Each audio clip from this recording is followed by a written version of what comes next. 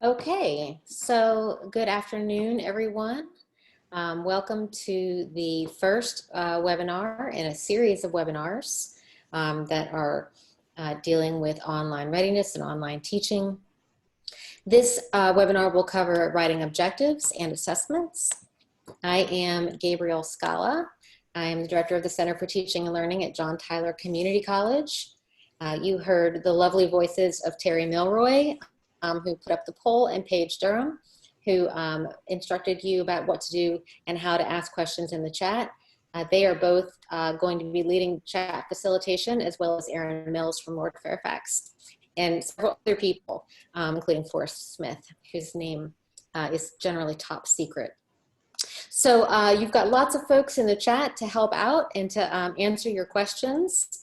I am going to cover today writing measurable and demonstrable outcomes, developing meaningful assessments out of those outcomes, and then we're going to take a brief look, sort of an introductory look at alternative assessment types. And there will be another webinar later in the series dealing with alternative assessments. So we're going to begin with writing outcomes. So let's begin with a quick overview of why we write course outcomes in the first place.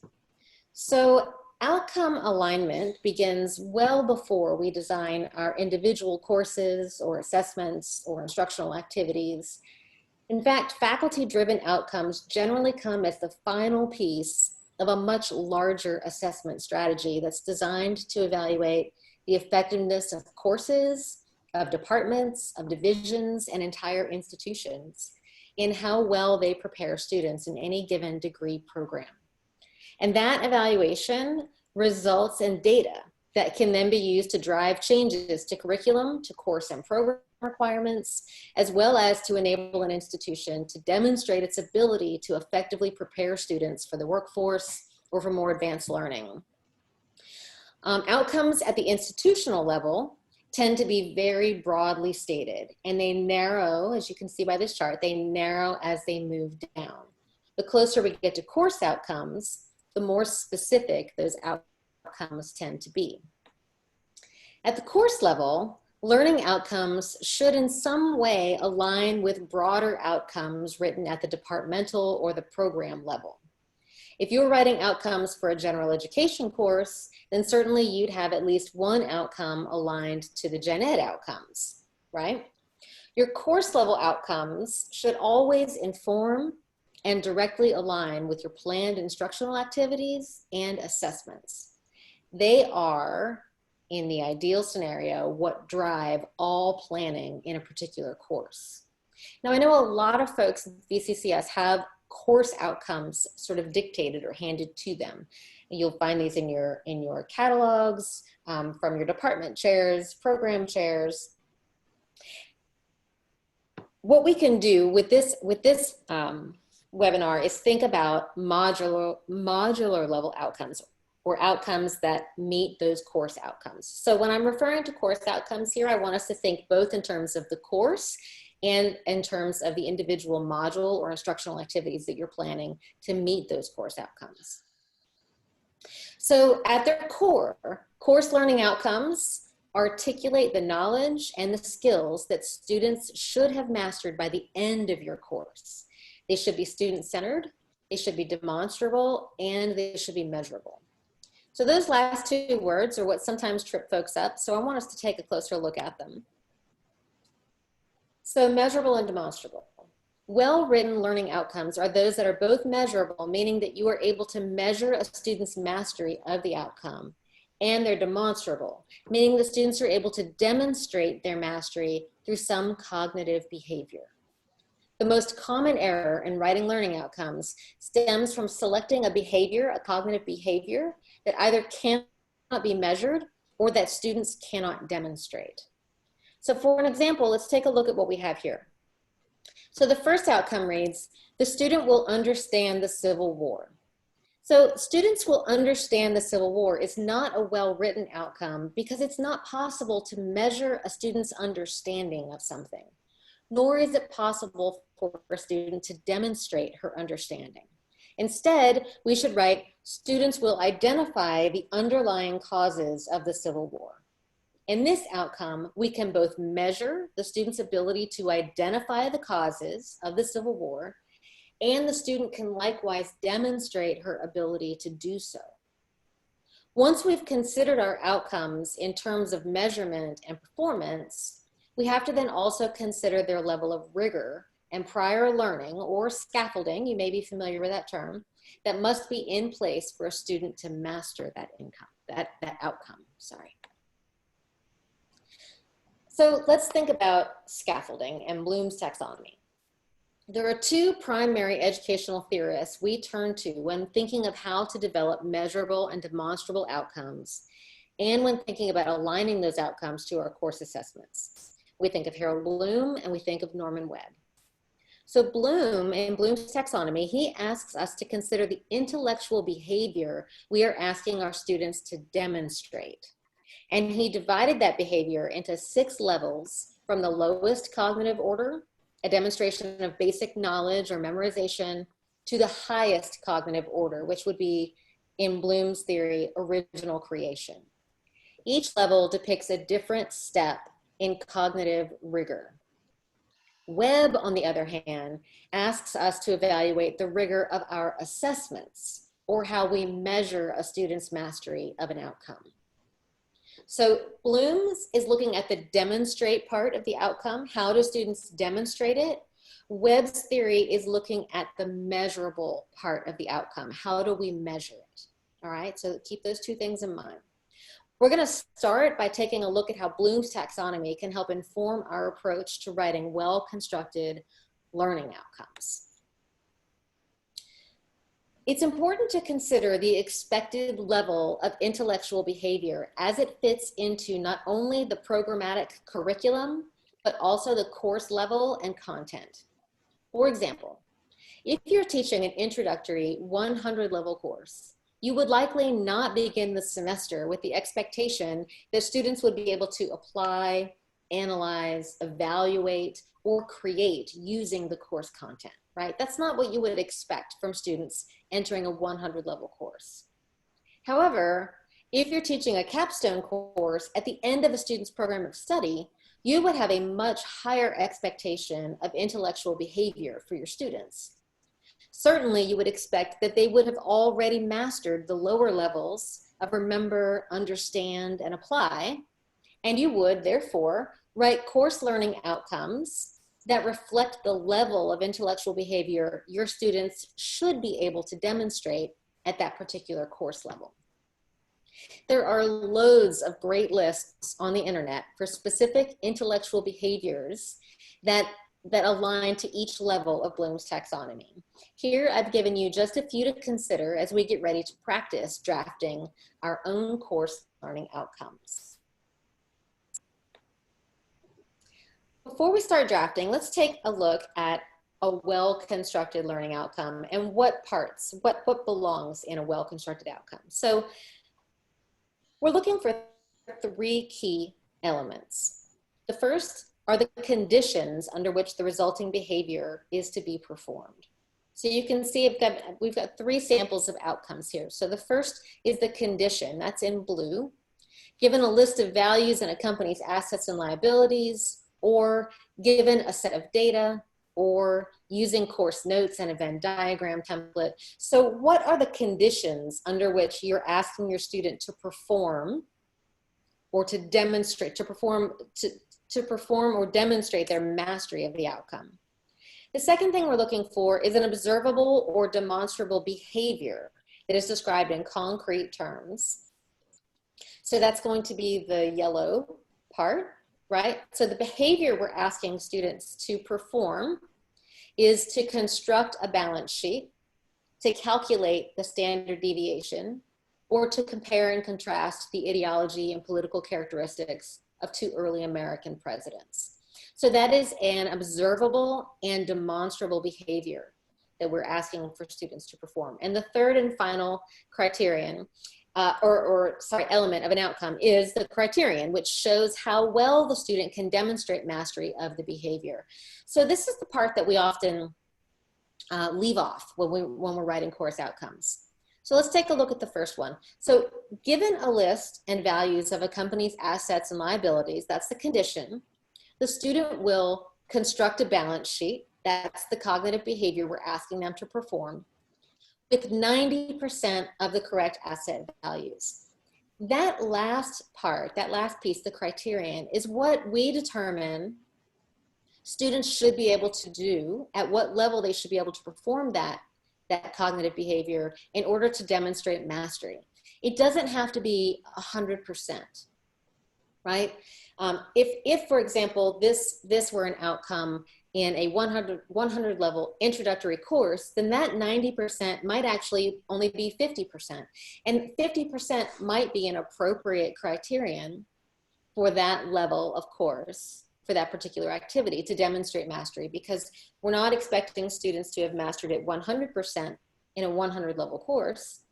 We're expecting them to have mastered it perhaps 50%, right? So all of these things you're going to take all of these considerations into consideration as you are developing your outcomes for your particular course. Okay, so we're going to pause for just a minute or a few minutes, and we're going to try an activity. So what we want you to do is to take a minute and either draft one course learning outcome that articulates some knowledge or skill that students should be able to master by the end of your course, or if you already have a course learning outcome, maybe you want to choose to draft a module level outcome that would articulate some knowledge or skill that students would be able to master by the end of that particular module, okay? Either one is fine, whatever works for you. We want you to be sure to select the level of Bloom's taxonomy that you feel is appropriate based on your course, and to use a verb that is both demonstrable and measurable. You can include a condition, a cognitive behavior, and a criterion, right? So under what conditions will the student perform the behavior? What behavior are you asking them to perform? And what criterion will equate to mastery in your mind for that particular outcome? We're going to take about 3 minutes to let you do this, to practice with it, and then we'll come back. And go ahead and type your outcomes into the chat box when you finish them.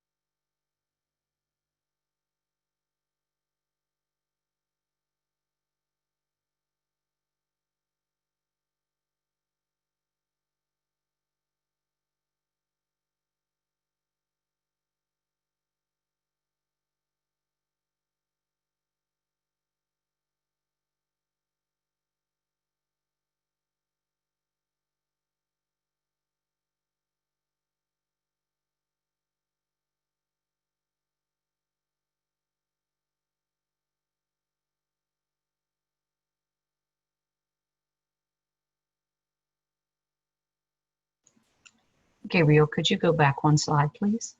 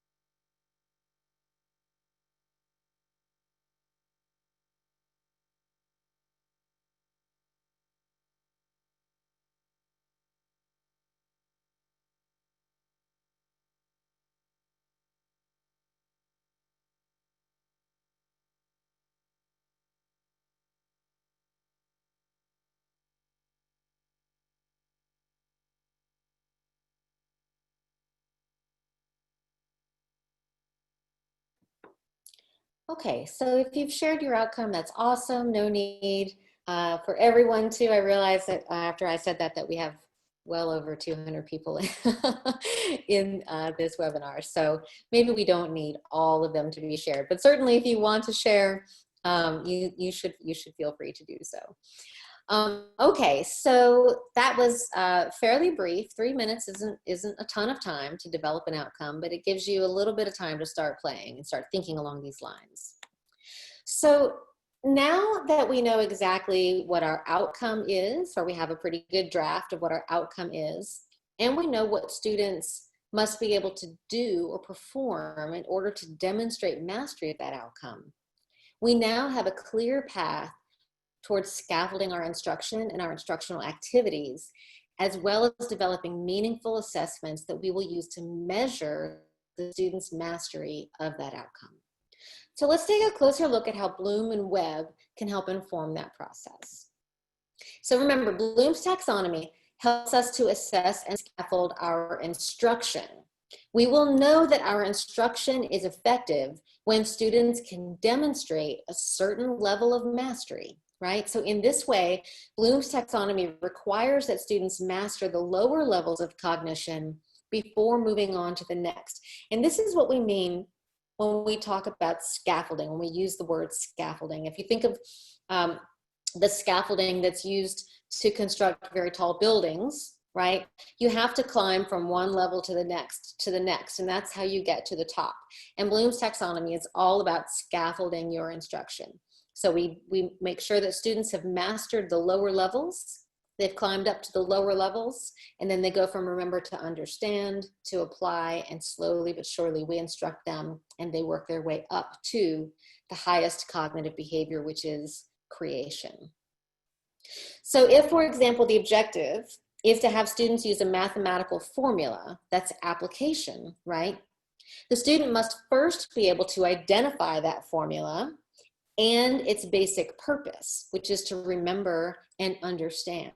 So we can't ask students to apply something before we're sure that they first can remember it, they have basic general knowledge of it, and they understand it. Then we can ask them to move on to that apply level. Okay, so that's Bloom. So Webb's depth of knowledge, on the other hand, helps us to evaluate or to assess our assessments, right, in terms of their level of complexity.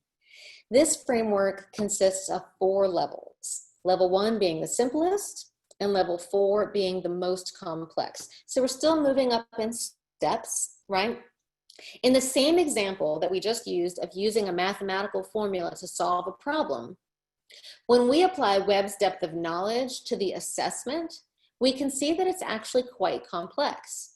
Students are recalling the information or the formula, that's depth of knowledge 1. In order to solve a problem, that's depth of knowledge 2 and 3.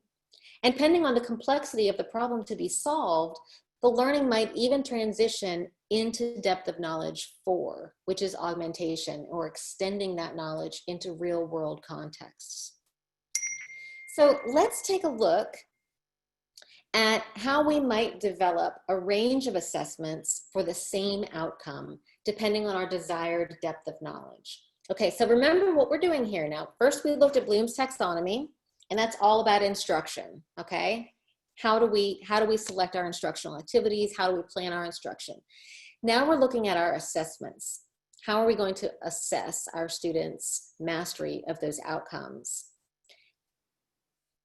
Webb's depth of knowledge helps us do that by looking at the varieties of complexity of that assessment. So we're going to take that outcome that we saw earlier, and it reads, using course notes and a Venn diagram template, that's the condition, the student will compare and contrast the ideology and political characteristics of 2 early American presidents. That's the cognitive behavior we want them to do. They're making a comparison with at least 5 characteristics for each president. That's the criteria that will determine mastery. Okay, so there's our outcome.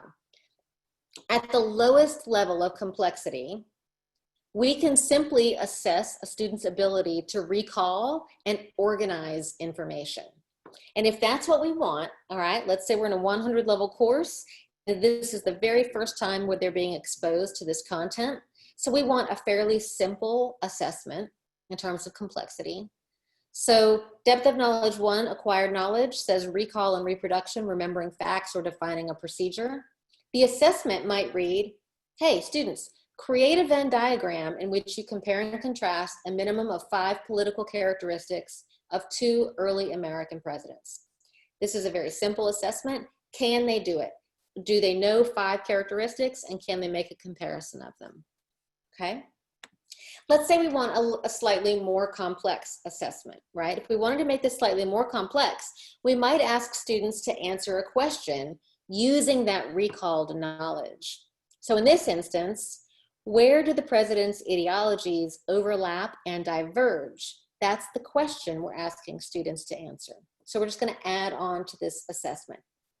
Create a Venn diagram in which you compare and contrast a minimum of 5 political characteristics of 2 early American presidents that illustrate where their ideologies overlapped and diverged. So the question we're asking them to answer in this case is, where do the president's ideologies overlap and diverge? Let's take it to the next level, okay? So adding a third layer of complexity allows us to incorporate analysis and ask students to make connections and to use complex reasoning. So after they've created their Venn diagram, and they've listed 5 characteristics, and they've shown where those ideologies overlap and where they diverge. Now, the next level says, then trace one overlapping ideology through succeeding presidents to the development of a new policy or law or to its conclusion. So now we're asking students to complete a very complex assessment, okay? We're asking them to get into analysis, to complex reasoning.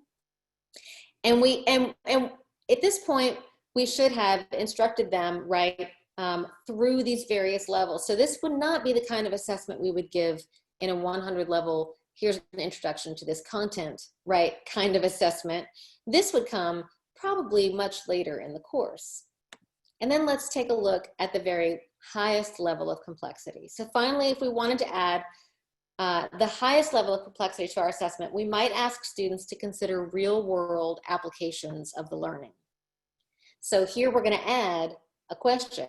What might this tell us about presidential impact on policy or lawmaking? This is the most complex level of assessment that you can give. So we're asking students to take all of the knowledge that they have attained or acquired in your course, to analyze it, and then to apply it to some real world context, right? So in this example, we can start to see how we might also scaffold and organize the content of our instruction, helping students with the lower levels of knowledge acquisition and then moving them up Bloom's taxonomy to prepare them for an increasingly complex evaluation. All right, so let's take a minute to process all of this and put it together. So using the course learning outcome or the module level outcome that you just drafted, determine the depth of knowledge that you'd like to achieve in the development of your assessment. There is no right or wrong answer to this, okay? You might want an assessment that only assesses the student's acquired knowledge, which would be depth of knowledge 1, and that is perfectly okay, depending on the course that you're teaching and at what point in that course you're giving this assessment. Or you might want a very, very complex assessment that involves all 4 depths of knowledge or 2 or 3 of them. All right, there's no right or wrong here to it. It's just the question is, where are you going to be assessing them, assessing your students, where in the course, and how much instruction have you given them? Are they prepared for the complexity of the assessment that you're developing? So I'd like you to take a moment to think about that and then draft a 1 or 2 sentence description of your assessment. Don't get too into the weeds on this. That directly aligns to your course learning outcome and that demonstrates your chosen depth of knowledge. Okay, we're going to take another 3 minutes. This stuff takes time, but we're just practicing a little bit. So we'll take 3 more minutes and then we'll come back.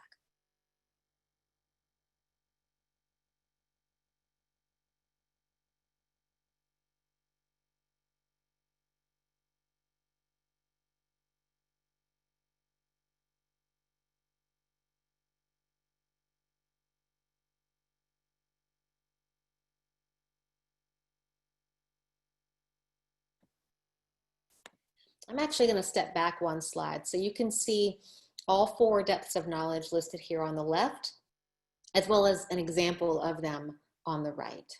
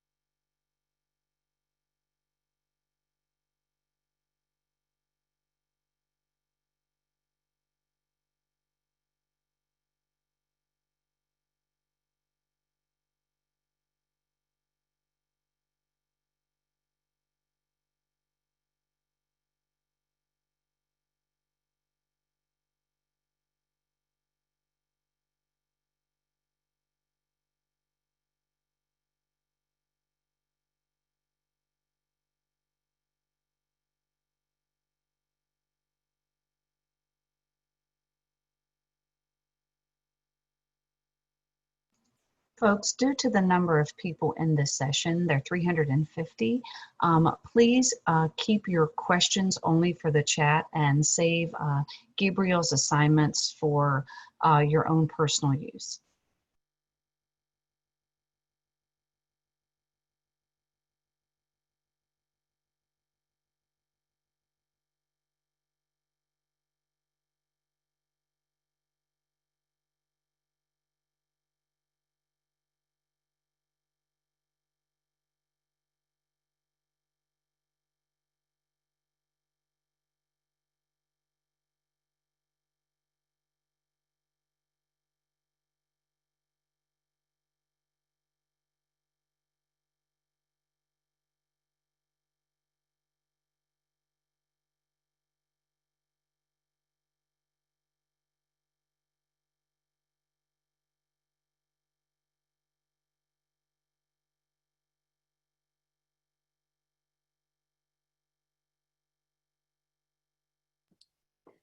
Okay, so that 3 minutes goes by pretty quickly. So hopefully you've got the draft of an outcome and you're beginning to think about the level of complexity for the assessment that you might want to give for that particular learning outcome. So as I hope you're starting to see, right, there are many ways that one might assess any given learning outcome. We wrote 4 different assessments, right, based on that one outcome for the Venn diagram.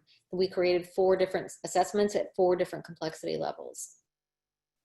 Using Bloom's taxonomy in conjunction with Webb's depth of knowledge can help us begin to see paths toward more clearly scaffolded instruction and more meaningful assessment strategies. So for the final step in developing more meaningful assessments, I wanted to just take a quick look, a brief overview at the 3 Ps of alternative assessments: performative, project-based, and portfolio assessments. Performative assessments are offered as alternative, also sometimes called authentic assessments, to the traditional seated exam, and are essentially any assessment that requires a student to perform a task rather than to select an answer or to fill in a blank on a quiz. As with any alternative assessment, developing a clear rubric is essential to ensuring not only that students have a clear understanding of how to be successful on the assessment, but also to ensure that you are actually assessing your course learning outcomes. You'd be surprised at how often we don't actually assess the outcome and we end up assessing something completely different. So rubrics are super useful and helpful in keeping us on track as well as keeping our students on track, and especially so in these kind of alternative or authentic assessments. So performative assessments, right, require students to perform a task rather than select an answer. They allow students to think critically and creatively, and they ask students to apply their content knowledge to solve real world problems. And now we know that is a depth of knowledge level 4, the most complex level of assessment. Some examples of performative assessments would be to explain historical events, to generate scientific hypotheses, to solve math problems, to converse in a foreign language or conduct research on an assigned topic, perform dance or musical composition, and to give all kinds of speeches or panel presentations for any variety of reasons. All of those are just a few examples of performative assessments. Project-based assessments are essentially longer, more in-depth versions of performance assessments. These assessments often span the range of the depth of knowledge scale and can easily take anywhere from several days to several months to complete. Again, right, as always, building clear and well-defined rubrics for each stage of the project will keep both you as the instructor and the student focused and on track for demonstrating mastery of the course learning outcomes. The biggest danger in project-based and performative assessments is not having them aligned to an outcome, right? It ends up being like a really cool project or a really cool activity, but not necessarily assessing a student's mastery of your course outcomes, which is always the goal. So project-based assessments allow our students to engage with their learning in more concrete ways and ask students to apply what they've learned to an in-depth exploration of a topic. And as I said earlier, they can span the length of the course term and cover all levels of complexity. So in this case, we're talking about things like conducting field research, right? To determine impact on a local watershed, or redesigning a public space, using data to tell a story, conducting market research. These kinds of project-based assessments typically take some time, right? It's an in-depth exploration of the content. And finally, portfolio assessments can be a truly authentic way to evaluate a student's mastery of course learning outcomes. Portfolios can demonstrate growth. They can showcase achievements and document progress toward a particular outcome mastery. Portfolios almost always come with a reflective component. And just like all other alternative assessments, right? You know what I'm going to say, require a clear and specific rubric for best practices. So portfolios are purposefully, intentionally selected collections of a variety of work, performance-based work. And they might include the student's best pieces, quote unquote best, and the student's evaluation of their own strengths and weaknesses in those pieces. They might also contain some works in progress that illustrate improvements that students have made over a period of time. Certainly we see portfolios in art classes, right? Art projects. I'm an English professor, so we use portfolios all the time, right? To demonstrate progress in written work, right? Demonstrates progression from the draft stage to the final version, and demonstrates progression from an early written assignment to a later one. And then definitely capstone portfolios, where students assemble a variety of materials or examples or works in progress. And they come with, again, that very important reflection piece, where students are asked to reflect on their own progress and to write about how they've grown and how well they've mastered the outcome. For the final activity, we're not going to set a timer, because it's going to take more than just a couple of minutes for you to consider how you might develop more meaningful, authentic assessments to measure your student success in meeting your course learning outcomes. Instead, I'd hope that we could consider this the beginning of a long reflection on our own processes and on how we assess our students' mastery of outcomes, and how we might do so in more meaningful ways. So I want you to take these questions with you. So reflecting on the course learning outcome and the assessment description that you've drafted so far, how do you imagine you might be able to develop an alternative, authentic assessment for your course outcome? What other outcomes might you be able to wrap up into an alternative assessment? Remember, those performance project-based portfolio assessments, they're big.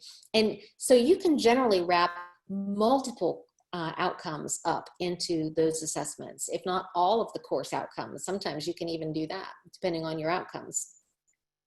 And finally, how would you scaffold your instruction and your instructional activities to build students' knowledge toward that alternative assessment, right? What, how would you plan your instructional content with the knowledge beforehand of what that assessment is going to look like and what your outcomes are? How does that change the way you plan your instruction and your instructional activities? I want to thank you so much for participating in this webinar on writing course outcomes and developing assessments and aligning them. We've covered a lot of ground here, and we hope that we've given you the tools to start to think about developing measurable and demonstrable learning outcomes, determining the depth of knowledge level for your assessments, developing alternative, authentic assessments based on those outcomes. Before we let you go, first we're going to ask you to let us know how we did. There's a survey that you can complete. I believe someone will put it in the chat for you. And then we're going to pull that poll up one more time. So if you did not complete the poll at the beginning of the webinar, or if you missed it, please make sure that you go ahead and fill out the poll. This is how we know we can take attendance and know that you were here, so that you can earn that certificate for attending these sessions.